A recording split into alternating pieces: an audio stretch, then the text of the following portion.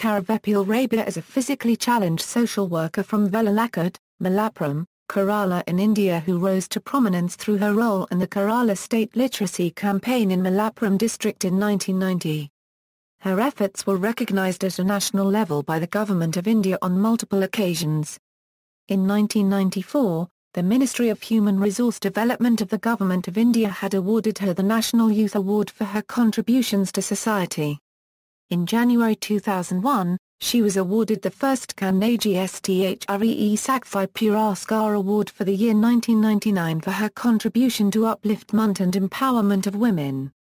Beginnings. Born on February 25, 1966 to a poor Mappala family in a remote village, Vellilakkadu, in the district of Malappuram in Kerala as the daughter of a small-time ration shop owner, Rabiya did her initial studies at Kannagi High School before pursuing her graduation at the PSMO College, Kannagi.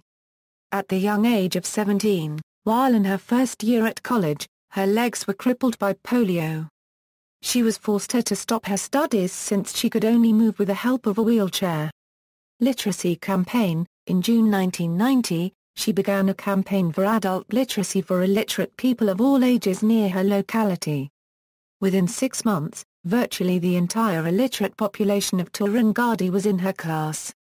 Though her work deteriorated her physical condition, she moved forward, garnering support from both the public at large and the authorities.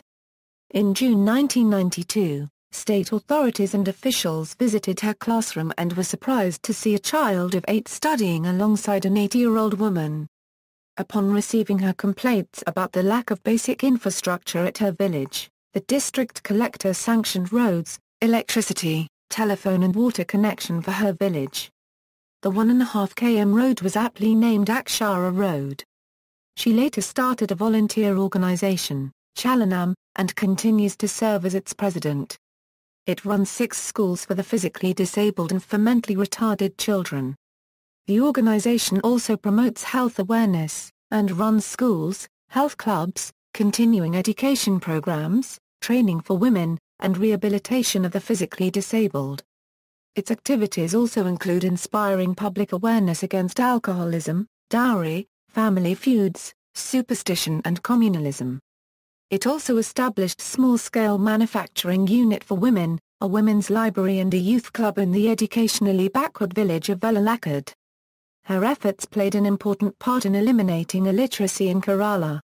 She also involved herself in the Akshaya, Bridging the Digital Divide project that made Malappuram the first illiterate district in India. Personal struggles. After the polio bout paralyzed her below the waist, she continued to move around in a wheelchair. But a few years later in 2000, she was diagnosed with cancer, making things much more difficult for her. She successfully underwent chemotherapy at Amala Hospital, Thrissur. While at the hospital, she counseled other patients and instilled hope in them for their future. In 2002, she went for the Hajj pilgrimage to Mecca and performed the Hajj, fulfilling her long-time dream. By 2004, she had returned to her work, but another tragedy struck her. She slipped on the floor of her bathroom, breaking her spinal vertebral column, bringing her movements to a virtual halt. She was partially paralyzed below the neck. Later, due to the non-functioning of muscles, she had to resign to a life with urine bag. As she lay on the waterbed, trying to cope up with the pain and inability, she started writing her memories on pages of notebooks using color pencil. Despite the odds, she still continues her work alongside 100 other volunteers at Chalanam with continued determination. The different challenges to her health played havoc with not only the family's psyche but also their finances. To secure finances for her treatment, she wrote her memories painstakingly lying on the bed, word by word, and completed the book Mana Nombarangal. Recognition. Her autobiography, Swapnanoku Sharakukalandu, was released in April 2009. Sukumat hailed it as comparable to some of the greatest biographies in history. An earlier collection of her memoirs, Mana Nombarangal, had been released by the Chief Minister of Kerala V.S. Achyuthanandan on October 26, 2006. She has also authored 3 other books. She uses the royalty from the book for her medical expenses. Her achievements despite her physical disabilities made her an icon of the literacy campaign of the 1990s in Kerala.